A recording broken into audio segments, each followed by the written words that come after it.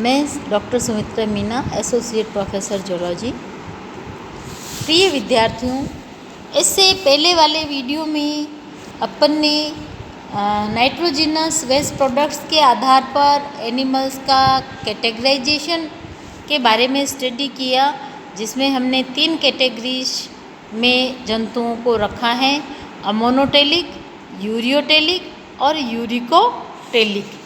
अब हम उत्सर्जन अंग के बारे में स्टडी करेंगे कि नाइट्रोजिनस वेस्ट प्रोडक्ट्स को उत्सर्जित करने के लिए हमारे शरीर में वो कौन से विशेष अंग हैं जो इन पदार्थों को उत्सर्जित करते हैं। जो इन नाइट्रोजिनस वेस्ट प्रोडक्ट्स को उत्सर्जित करते हैं, उन अंगों को हम एक्सक्रीटरी ऑर्गन्स के नाम से जानते हैं। ये एक्सक्रीटरी ऑर्गन्स डिफरेंट जीवों में डिफरेंट होते हैं। जैसे प्रोटोजोन्स में कॉन्ट्रैक्टाइल वैक्यूल्स जो है वो एक्सक्रीटरी ऑर्गन और ऑस्मोरेगुलेटरी ऑर्गन के रूप में कार्य करती हैं। इसमें काफ़ी मात्रा में जल होता है और अमोनिया जो है डायरेक्ट इसके अंदर उत्सर्जित की जाती है। अमोनोटेलिक जीव हैं। पोरीफेरा और सिलेंट्रेटा में भी उत्सर्जन जो है सीधा शरीर के द्वारा बाह्य माध्यम में कर दिया जाता है, जो कि जलीय होता है, और इन जीवों में किसी प्रकार के excretory organs, specialised excretory organs जो है वो नहीं होते हैं। इससे ऊपर के जंतुओं में हम देखें, इससे अधिक विकसित जंतुओं में हम देखें, जैसे प्लेटिहेल्मिन्थीज में हम देखें तो चपटे कृमि, हालांकि जैसा कि हम जानते हैं कि ये परजीवी होते हैं ज़्यादातर, और परजीवियों में भी ज़्यादातर प्लेटिहेल्मिन्थीज जो है वो इंटरनल पैरासाइट्स होते हैं। फिर भी इनमें उत्सर्जन के लिए विशेष प्रकार की कोशिकाएं पाई जाती हैं, जिनको हम फ्लेम सेल्स कहते हैं। इनके सेल्स में सीलिया ऐसे रिदमिकली मूव करते हैं जैसे मोमबत्ती की लो या दीपक की लो करती हैं। इसलिए इन कोशिकाओं को फ्लेम सेल्स कहा गया, और ये फ्लेम सेल्स एक्सक्रीटरी प्रोडक्ट्स को इकट्ठा करके एक्सक्रीटरी डक्ट्स के माध्यम से एक्सक्रीटरी पॉड तक ले जाती हैं। तो प्लेटिहेल्मिन्थीज में एक्सक्रीटरी ऑर्गन के रूप में फ्लेम सेल्स होती हैं। निमेटोड्स में हम बात करें तो निमेटोड्स में एक्सक्रीटरी ऑर्गन्स के रूप में कोब सेल्स पाई जाती हैं। ये कोब सेल्स इसोफेगस के नीचे फ्लास्क के आकार की कोशिकाएं होती हैं। अर्थात कोब सेल्स इसोफेगस के नीचे स्थित होती हैं और फ्लास्क के आकार की होती हैं, जो कि नाइट्रोजिनस वेस्ट प्रोडक्ट को एक्सक्रीट करती हैं। एनेलिड्स की हम बात करें तो एनेलिड्स में एक्सक्रीटरी ऑर्गन्स जो है वो थोड़े कॉम्प्लिकेटेड होते हैं, और जिनको हम नेफ्रीडिया कहते हैं। Singular is nephridium, plural is nephridia.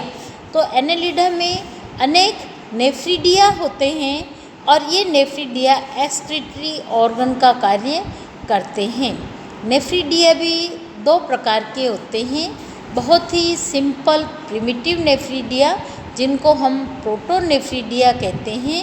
ये प्रोटोनेफ्रीडिया सोलेनोसाइट सेल्स के रूप में होती हैं, और एनेलिडा में ये उत्सर्जी अंग के रूप में काम करती हैं। मेटानेफ्रीडियम जो है वो भी नेफ्रीडियम का ही एक प्रकार है, और अर्थवर्म और लुम्ब्रिकस के अंदर मेटानेफ्रीडिया जो है वो उत्सर्जी अंग के रूप में पाए जाते हैं। इन नेफ्रीडिया को हम देखें तो ये नेफ्रीडिया जो है उत्सर्गी अंग के रूप में कार्य करते हैं।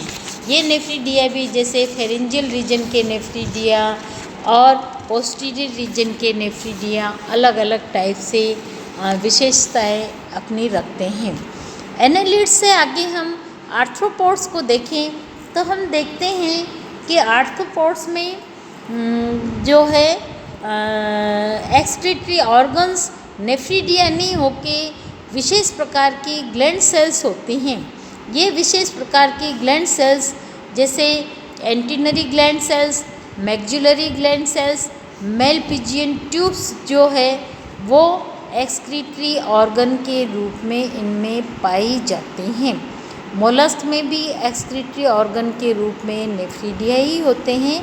इकाइनोडर्म्स में नेफ्रीडिया नहीं होते हैं। इकाइनोडर्म्स में उत्सर्जन जो है अमीबोसाइट सेल्स के द्वारा होता है जो कि सीलोमिक फ्लूइड में स्थित होती हैं। अमीबोसाइट सेल्स सीलोमिक फ्लूइड में स्थित होती हैं और ये एक्सक्रीटरी प्रोडक्ट को एक्सक्रीट करती हैं।